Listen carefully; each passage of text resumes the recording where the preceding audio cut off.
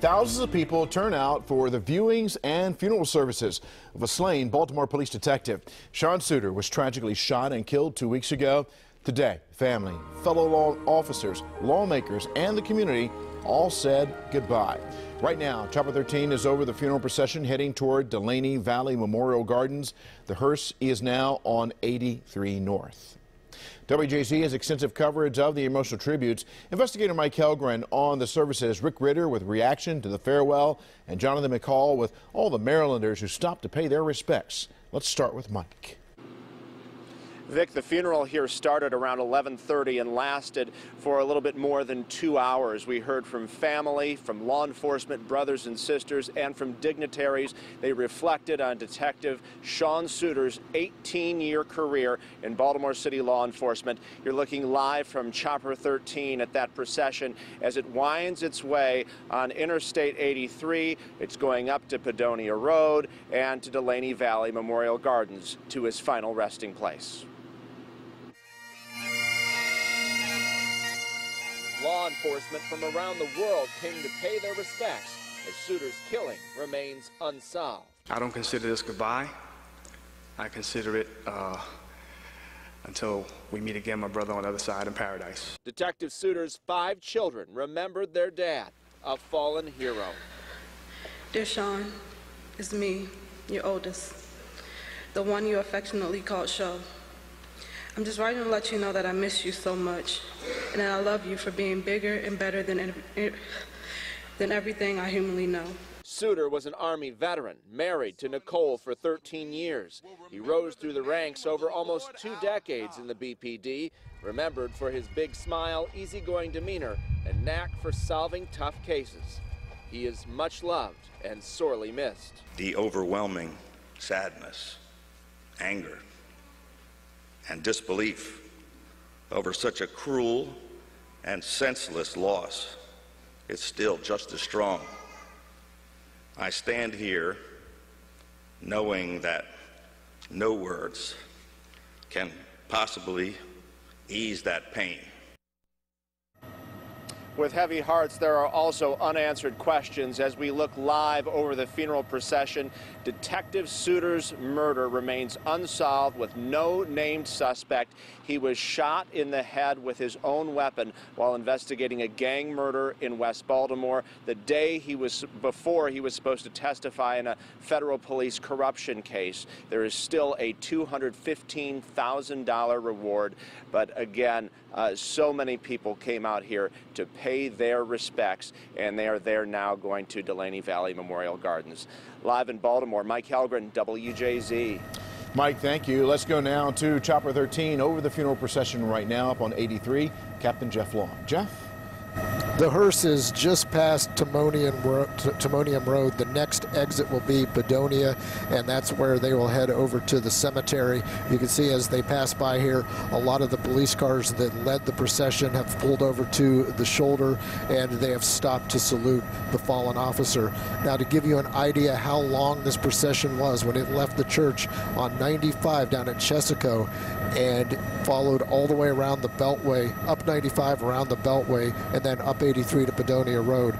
The first vehicles were already at the cemetery when the hearse was leaving Chesaco. That's how many people are in this procession. Reporting live from Chopper 13, I'm Captain Jeff Long. Back to you. Captain Jeff, thank you. Our coverage continues now with Rick Ritter with reaction to today's tributes. Rick?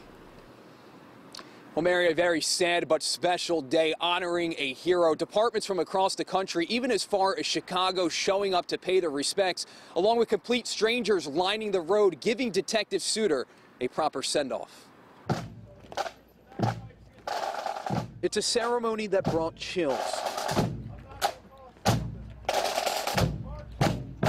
Thousands saying goodbye to one of Baltimore's finest. But literally everyone there loved him. He was the type of guy that brought joy to a work environment. Honoring Detective Sean Suter, who put his life on the line for our city. It just reminds you that it can happen anywhere. It can happen to any one of us at any time. The funeral drew a slew of agencies from across the state and country. Baltimore showed, affection for us in our times of need, in our time of loss. A sea of blue standing side by side. If we weren't here for each other, you wouldn't see a big big show out like this. Even complete strangers getting as close as they could to pay their respects. It's sad for the city, for the police officers, for the citizens of Baltimore in general. Captain Jerron Jackson knew Suter for years. I can tell you that everything you heard is true. Detective Suter, I knew him as Face, was a great guy and a very inspiration to younger officers. He brought joy to the veteran officers that he worked with. For Jackson, saying goodbye to an 18-year veteran is still surreal. It hasn't really sunk in for me yet. It's tough for us to get through today. As a BPD family, as a community, as a city, it's a very hard day for us. A tragedy that's hit the department hard. And while the investigation into Suter's death remains wide open, they're hoping it can serve as a wake-up call for the entire city. I hope this is the point where we all say collectively, enough is enough. It's enough violence, and we need to do something to stop it.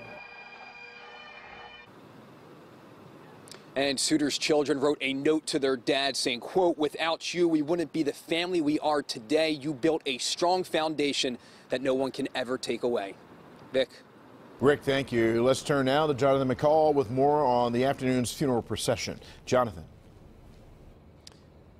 We are outside Delaney Valley Memorial Gardens. As you can see, is a huge sea of blue as people enter inside of the cemetery here as Detective Suter is laid to rest. All day long, people have been along the procession route paying their respects. As you can see right now from Chopper 13, the hearse carrying Detective Suter's body is moving closer to Delaney Valley Memorial Gardens here in Timonium. Talking with people all day long, they say they wanted to simply come out to show their support for a man who sacrificed his life for Baltimore. 2 weeks after he was shot while investigating a murder, Baltimore Police Detective Sean Suter is finally laid to rest. It's been really sad. I mean, these everyday officers getting out here on a lot, doing their job every day, and things like this happen unexpected. Wednesday afternoon, on his final trip from Mount Pleasant Baptist Church to Delaney Valley Memorial Gardens, Chopper 13 found complete strangers pulled to the side of the road and even covering overpasses to get a quick but lasting glimpse of this hero. For many, like Sharon Childs, the mom of a Baltimore County police officer, it was to simply say thanks. Out of respect for Detective Suter and his family and for the whole police department across the United States of America. At just 17 years old, Spencer Williams says it's the least he could do. It's tragic what happens. It's just the right thing to do to come out and support your officers, support the people that protect you every day. Suter's funeral attracted thousands of members from law enforcement from across the country and even the world. A steady stream of flashing red and blue lights could be seen for miles.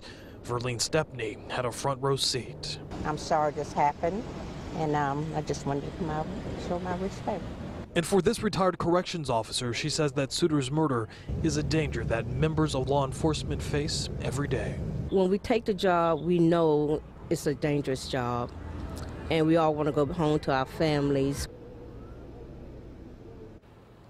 Another live look right now from Chopper 13 of the procession carrying Detective Suter's body. It is now on Highway 83, exiting off Bedonia Road, headed here to Delaney Valley Memorial Gardens. Back here live on the scene, just want to give you an idea of the number of people who have been lining procession routes all day. Some of these people have been out here since this morning, hoping to be one of the people to see this up close and personal, and to see Detective Suter finally laid to rest. The people that we've talked with all day long say they not only want to show their support to him, but also his family as well. Live tonight in Timonium, I'm Jonathan McCall reporting for WJZ.